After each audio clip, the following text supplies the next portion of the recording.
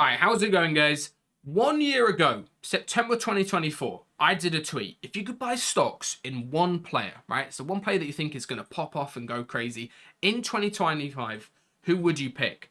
And I said Tjino. I mean, of course I said Tjino. Tjino is a GOAT. However, at the time, he really wasn't too well known, right? He only had around 10k earned. He had like a couple thousand subscribers on YouTube. I made a full video, explaining why he's the most underrated Fortnite pro. And what ended up happening in this past year, since I made this, sort of engagement bait tweet right here, is Tjino went absolutely crazy. So at Globals, he had the most kills. He outfragged Peterbot, Cold, even Swizzy and Mustache. He had more kills than them, even though they won the entire event. More kills than Pixie and Marius. He went absolutely crazy at Globals. They also dropped a 20 bomb in Trio EU Grands. So crazy stuff. They also dropped a 19 kill win at Globals, which is absolutely insane. He is well over 10x his earnings. I think he's now up to like 15x his earnings. And he won FNCS. And now every tier 1 on EU wants to play with Tjino. And who has he ended up picking for his duo? It is none other than Mr. Veno right here, the GOAT, my absolute king, who I started coaching around 2021, just before Solo All-Stars. I should have bought Veno stocks at this point in time, right? I should have gone, Veno, you're crazy. I know you're going to do good in Solo All-Stars. I know you're going to carry on popping off. Right here, Veno had like 10k earned, and he has gone on to go absolutely crazy. 875k earned. And just for reference, this is where Tjino was at when I did that tweet. He had like 60, 70k PR, so still very, very good placements, but he only had about 10k earned at this point in time, and he's gone on now to have 200k earned. And I think these guys playing together and using all the strategies that I'm going to break down in this video, I think could be a really dominant duo next year. We've got loads of duo lands. I think there's a high chance that these guys could win FNCS as well as potentially win a LAN. So far, especially their first tournament, they have got some very good strats and some very good synergy going on as a team. And I'm going to break down literally everything that they do. First thing they're doing, very efficient loot path. Nothing too crazy right here. They know exactly where to farm. They get the queen as well, which is very, very nice. But this isn't just going to be like a standard, oh, this team gets the best loot and they win the game, right? This is a lot more in-depth. Veno has cooked some serious strats in this video that I'm going to be explaining and what they actually do. So the first thing they're doing, you might have already noticed, is Tjino is throwing all of the extra heals that they get into a little heal box in the middle right here, as you can see, over by where Veno is at. So they basically throw and like hide all of their heals into a little metal box right here. So if another team's watching this, please don't go steal their heals. But you guys can do this strategy as well. If you're ever landing somewhere mid-map and you've got a couple spare heals, right? All you need to do is just hide them somewhere. You can maybe rotate, try to fight somebody, and then double back to those heals after you get surge or after you get position. So you always have a basically a little bit of extra loot. And also nicely is they alternate where they're hiding these heals every single game. So it's not always in the same spot. So they sort of alternate it so other teams don't just know where it is and counter-strat them and be able to steal the loot. So you can see they hide all their heals right there. And of course, what are they going to do? They're going to make use of the launch pads, which I find very, very interesting. They use these launch pads, not how most teams use them, where they just sort of play positioning endgame, right? You'd use it for like 7th zone, maybe 8th zone. Maybe if you're lucky, you can recycle and use it first moving and behind the sky and save a bit of mats. They use it for positioning. So right here, if you guys have watched any of the videos where I talk about zone predicting at all, if you've got the academy, you should know the zone is going to be somewhere in this bottom part of the map. Doesn't take a genius to figure that out, right? There's a lot of ocean down here. These guys are pros. They know what's going on. So why is there so many people, right, up here? Why is there so many people near the bunker? Well, it's of course because they need surge. They need to get actual loot. They need to fight people and get surge. And Veno and Tjino know this. And they're going to do this exact same strategy, but in reverse to all of these other teams. So let me explain how they do it. First of all, I will note, Veno is playing double spray gun right here. Obviously, the Mythic AR, you've got to carry that. But he's also playing the Stinger just so he can play as support. Like, Veno is one of the best fighters in the world, and he knows that Tjino is just way better than him. So he's giving Tjino the triple gun loadout, and they're just going to go straight and W-key this team. And the reason they're W-keying this team, by the way, I should explain this. It's not just like landing on them and 50-50. The reason they're W-keying is one guy is down here, so he's got a difficult time of actually coming up and helping, and one guy is hit. So they basically have an immediate 2v1 onto this player. And because Veno's playing the double gun, even though he gets beamed a little bit off the start, because Veno's playing this double gun setup, he can basically force this other player away. And as soon as Veno is keeping this guy busy, I mean, Tjino, you just know it's wraps. This guy's just going to die straight away, right? There's nothing really too crazy going on here. Veno support sprays with the Stinger and the AR. He keeps the other player busy. This guy tries to regroup with his teammate, but unlucky, Tjino's the best player, and he takes him out straight away. And of course, the next player is going to have the same thing happen to him.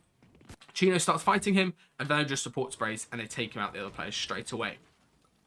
Now, of course, at this point in time, there are still so many people up in Storm, and Veno knows this. So what he does is they wait a second, right? They wait a second. Here, they get fully stacked up. They also think about leaving the coin behind and actually going to double back into Storm a little bit later on. They fully scout out and they're going to double back into Storm after they get stacked from the black market right here. And they run on foot, so they don't make any visual audio. They don't show up near anybody. It's quite hard to see them as well. And they go back into Storm for this A bunker right here, which of course they get because of the killing the queen and stuff like that. One strategy I've seen a few people doing is like trying to capture flags and then get like a couple kills at spawn, and maybe you can beat the coin team to the bunker. But these guys know that they can get there straight away. And also now they drop the coin, so people don't actually know if they're in the bunker or not. All these other teams are like a little bit worried. Maybe they try going over and like fighting for the coin or like trying to claim it, and they might just get eliminated because of course they've blocked off all the entrances. So of course, what do? They play a little bit whites for a second. They get a little bit lucky here and they get the exotic fizz, but that's not too important as of right now. The main thing that they do really well this game is how they rotate these zones. As you can see, zone is pulling south like we thought it would. And these guys do a very, very nice play, which is they keep on playing Storm for a second. They don't trade any damage. They're not like trying to fight a team in Storm right here. They're not like looking for a team or trying to scrap a team in Storm. Instead, they're just focused on actually being and getting out of Storm and getting towards that heal box that they left earlier that we were talking about. And this heal box is going to be really, really important because, of course, with this heal box, they've already got a spare pad right here that they've thrown down onto the floor from earlier, and they're going to be able to fizz pad out of Storm absolutely miles, as you can see. Then using the splashes, they take the 2 pads, and now they've got a really nice loadout. Tjino stops playing triple gun because they're going to be playing Storm for a second. They've got the slurps, they've got, splashes, and what they do is they use this extra pad that they've got from earlier. They pad, and just like that, they're going to get themselves into a really, really deep position here. And as you can see, they're not just making the mistake that I think most people do, which is like padding to here or padding to here maybe, right? Instead, what they do is they keep playing Storm, and they pad to this extra pad, this black market pad right here. You could maybe do it on the train, but I think it's a little bit risky on this type of zone to pad towards this train because you might just get fought there. That's happened to me before. So what they do is they pad, they stay on the edge of Storm like this. Of course, using the evil pickle chip glider from the resub shore. Everybody started doing this now. You can also use the white Tigerzoid glider as well. It's pretty good for not getting beamed out the air. It's much bigger. And as you can see, they're able to land, farm up and cap their metal. And now they're, of course, going to pad again, just like that. And now they get themselves the whole way towards the dead side here, which I think is absolutely lovely. Like, look how far they get towards the dead side here. And look how much congestion there's going to be. There's still loads of people in Storm, right? Like, so many people playing the Storm, fighting. And these guys are getting themselves the whole way towards deadside. And look how deadside they get right here. They're literally in the ocean on the south of the map, which I think is absolutely crazy. And what they're doing is they're waiting for this 5th zone to pull. And now, with this 5th zone, they're going to get towards the dead side of the 5th zone once again. They're going to play the Storm pad. They're not going to, I mean, they could maybe swim in, but that's very, very risky. So they're going to play a nice little Storm fizz pad. Nobody's looking at them, and they're able to land towards the dead side right here. And the main benefit of doing this strategy is, of course, the next rotate. Let's say, just for example, the partial zone. I'll draw it quickly. Let's say the partial zone was to go to, like, there. Suddenly, all of these people are going to be bunched up on this sort of edge right here. Like, it's going to be such a tough rotate for them. They're going to probably have to use their pad. And instead, Veno and Tjino can just run in and get to a good spot. They have priority on everybody else. So this dead side rotate they do mid-game is literally so nice. And it allows them to have such easy mid-games where they're still super stacked on heals. They're able to refarm all the materials as well. And there's literally nobody here because everybody else has got to worry about Surge. They've got to worry about, you know, what's going on around them, right? You can see how congested this busy edge is. And unfortunately for these guys, as is what often happens with Fortnite, when you do a really smart rotate, the zone bounces straight back and ends up in the congestion, which was where we sort of thought the endgame was going to be from earlier. But I mean, it's a little bit hard to play. I think they played this game very, very well at this point in time. And they decide to start foot rotating in right here. And even though they're getting held a little bit, right? Like, it's so much easier to do this type of rotate. We're wrapping in last second. Rather than being, one of the teams in 5-tick, one of the teams over here, fighting on the sort of congested side as well towards the north. And these guys end up doing a very, very nice rotate in. Is they decide to use their second launch pad at this point in time. And the reason they use their launch pad right here, guys, is quite smart. First of all, they know it's going to probably be difficult. Like, there's a lot of teams ahead of them that were tagging them from earlier. Even though this rotate was pretty free to start off with, they know it's going to be pretty difficult. So what they do is they pad, and they're trying to get access to this dead side, as a potential option, right? They pad super high in the air, Everybody else is saving their pads for like the later moving zones and later partial zones. And these guys pad just to a nice high lay right here on top of Malibuca's head.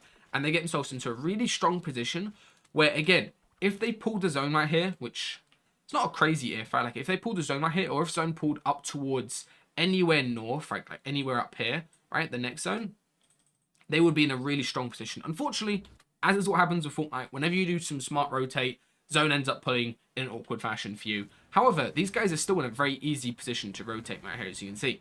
Everybody else is, you know, not able to scout, not able to get as much info, and these guys are potentially able to see a lot more. There is one option I thought while I was watching this that they could have done. They could do like a crazy tank storm with a couple splashes, and then fizz and like land on the launch, and then maybe try landing all the way up deadside. I think that would work really well in like a Div 2, Div 3, Div 4, Div 5. That would work, but in a pro lobby, people's aims and their awareness of where people are flying is just too good, so it's very, very risky to pad, you know, and do a play like that. So instead, what they do is very smartly, they use the smoke to drop down so they don't get beamed really too much. They drop down into the water, they get some of their shield from the water, and they're just going to do a nice and simple foot rotate in. Everybody is building for them, and they're able to follow and recycle some builds. And I like this play by Veno right here. He realizes, I mean, this is a tough choice, right? Either you try like running in and not getting beamed, or you maybe go near a team and try going above them. But the best play and the most least risky play, which is what you kind of want to play for in these, you know, stacked Div 1 final games, is just to build in. He literally just full commits to tarping in here. It's a lot of mats, but it allows them to basically go endgame and, you know, actually secure some placement points. It's very easy to just die in a situation like that when you're between a bunch of teams, and if you don't full tarp in metal, you're just going to die. So they make the correct call, I think. It's just a full build in here. And finally, after they get their surge, just double spraying, is they get a decent zone pull. As you can see, zone pulls up towards the north. And again, this is a pretty tough rotate. If you had a pad at this point in time, they could easily, you know, storm tank for a second. They could just pad out of a box right here, maybe build an extra pad box, and have a nice pad. It's going uphill. They could land on a nice high level. Unfortunately, with their mid-game strategy and a bit of these unfortunate pulls, they don't have that luxury at this point in time. They have to just do a nice simple foot rotate to get into right here. So first of all, how do you guys actually do these foot rotates? This is so important if you're an IGL when you struggle with actually doing rotates, right? Is you need to have a good line of sight to scout properly. And as you can see from Veno right here, as you know, some of this transition from Fragger into IGL, he knows that this isn't a good spot to do a rotate from. So what they do is they go forward a little bit, right? They go forward and they pause once they get into a good position right here. So they go up, they get into a spot where they can actually see a little bit in a second. Now they can see a little bit. They're going to pause. And now he realizes once they get up, they can actually just do this full rotate in one go. It's so important when you're doing a rotates, guys. You don't just try to do the full thing in one go from like down here. Well, there was a pad that they could have recycled. That would be nice. You don't try to do the whole rotate in one go, like going, you know, straight through here and hoping you can do it. Instead, they get to a high layer. He scouted as he came around here that, oh, this is actually quite free. Nobody's really looking at us. There's also nobody behind us that can shoot us right here because they're all down that way, right? They actually got away from all of that congestion behind them by going through the middle. And now they're able to rotate in very, very nicely. And again, they do this very, very nice play that we're going to see them do later, which is potentially thinking about surfing through a tarp. And if not, right, that wasn't really a good play to do right there. All they do is they just get themselves into a nice tarp, use a lot of materials, but they get themselves in a situation where they're not going to die before moving zones. At this point in time, they are burning through a lot of mats, right? Like just doing these plays over and over, trying to fight and trying to go for refreshes over and over, just seeing if a team's unaware. However, it does mean now, right, as we get into moving zones, they are both alive, and most crucially, they're still very stacked on heals, which is going to be really, really important in a second. If you can consistently make endgame, obviously, you know, with good mats is nice, but I'm sure you guys have had games where you just completely milk it, even though you've had really, really good materials, right? Like, it's very easy to die, even if you're stacked on materials, just because you're not good on HP, you're not good on heals. So right here, they try to do this play and catch Mappy unaware. Mappy gets a nice shot, and these guys, they're able to back up, get themselves back up to full HP, and they keep fighting. That's the benefit of having all of these great heal items, right? Like the fizz, as well as the slurps, is you're able to fight and be a more aggressive going for refreshes, and also, as you start worried about surge, you're not afraid of trading damage to go for surge.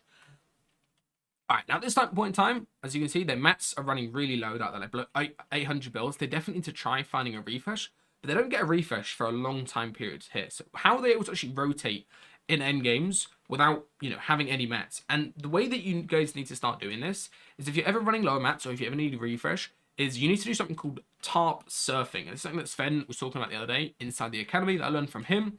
Is basically you just crouch or you pre-edit or you go in behind a team like this, and you are now able to recycle their tarps. You can see Seti, you know, best tarper of all time. He's so good at tarping. He's not just tarping for his new duo Demas, he's also tarping for Tjino and Veno. And they're just going to follow in the footsteps of this other team. And look how free this rotates. Like, they only have to use one build, two builds, and they're able to rotate the majority moving zone. As soon as Seti looks back, they're able to shoot him as well, just because they're both playing gun out as they follow through the top. And now they recycled and used so much of this other team's top. Veno's, of course, going to go out to the side, and he's going to do a nice layer right here. Look at this sort of layering by Veno. He realizes that the team on... And now, finally, despite like thinking about height for the past like 2 minutes, they're actually going to go for a height take. And the reason this works incredibly well right here is Cammy and Chari are running very low on stuff, right? They haven't been getting refreshes up on height. They maybe got a couple kills, but they haven't been getting refreshes. So despite Veno, you know, tarping the majority of this game, playing in Storm for the majority of it, they have very, very little mats compared to them. Tjino goes up with the fizz effect and the double pump. So he's going to go up with the fizz and start getting some output with his gun. As you can see, takes out Chari, and Veno chops out at the same time. It's a very interesting strat. Is one going up with fizz and the other one chopping out, because you're basically just letting the guy go up, try to hit an angel. But I guess with Tjino on your team, it does make sense to do that. So Veno chops it out. As you can see here, he fully chops it out. Tjino wins the angel, because of course he does. He's got a triple gun, he's always going to win that angel. And Veno finally chops out Cammy. Cammy does the correct play, which is running back into Storm. And these guys finally have actually taken height. And at this point in time, it is not a good height hold, right? They are very, very low. They're very, very weak and vulnerable. However, they still got loads of fizz at this point in time, right? So they can just stay up and be very, very cheap with the materials. They both stay up for a second. Start looking down, spraying the other teams. They take out Cammy finally. And just like that, they're left in a situation where they're running extremely low on mats. And I like this call by Veno right here as he realizes Fredoxy, Tjino's old teammate, is running back in the Storm for the loot. So they need to take out Fredoxy, right? They can't let Fredoxy sort of live in this scenario when he's got loads of materials. So instead, Veno gives Fredoxy the minigun treatment, takes him out. And now Pablo Wingu, also crazy. I mean, there's just no way you win this fight right here versus two players spraying you like crazy. Even though they're both super low, they realized they needed to take out Fredoxy right there. And they eliminate him. And now... dogs are barking. They are left into a 2v1 versus Frantic. Not really much he can do. They both just spray an angel and they win that fight right there. And take him out. Honestly, this was a bit of a messy game. Like, this wasn't a perfect game. I really liked how they played. Like, having the understanding zone was going to pull over this way somewhere. I really liked how they played their mid game. So again, they went up here. Then they doubled back to Dystopia. They padded to here. Then they padded into the ocean. Then they foot rotated. Or no, they padded again, right? They padded again over to here. And then finally they foot rotated to here. Padded here. And then they got such bad zone pulls. But they still ended up in a really strong position just with heals, right? Because they're padding the mid games. They're not letting themselves get tagged and griefed over and over. They end up in a really good position where they're basically, you know, going end game with cap heals compared to everybody else who's been, you know, Storm Surge trading, who's been fighting, who's been getting grief backside. These guys end up in a very, very good spot. I think their pad usage mid-game is very, very interesting. There's not many teams that play pads mid-game. It's definitely something you guys can think about as you're playing, you know, duos today. Anyway, if you are interested, I'll open up the academy real quick, just quickly. We have got an academy session happening later on today. If you want to go sign up, it is with Coach Sven, who actually coached Coyote at Globals, who was conning Veno, unfortunately. But it is with Coach Sven. And if you guys sign up for today, you also get the rest of the season. You get all of the upcoming coaching sessions. So all of these, you get them included as well, right? So you literally get like 15 coaching calls for the rest of the season upcoming. And also, if you missed out on any of the previous sessions, you get all the bonus videos, all the rest of it. You also get all of the previous sessions as well included when you sign up to it. I probably shouldn't leak that, but anyway, you guys can go check out if you're interested. Link down below. I'll see you guys inside the academy. I'm hosting 3 sessions this week. I'm hosting Friday and Sunday sessions. If you want to go, you know, get your games looked at, get your games feedback, and there'll be a new Path to Pro winner announced by Friday, which I'm going to make a full YouTube video on. They actually managed to qualify to the one of the academy members managed to qualify to the Eraser 100k LAN. So it'll be very, very good to see them at the event. And I'll see you guys inside the academy if you've got it, or I'll see you in the next video. In a bit, guys.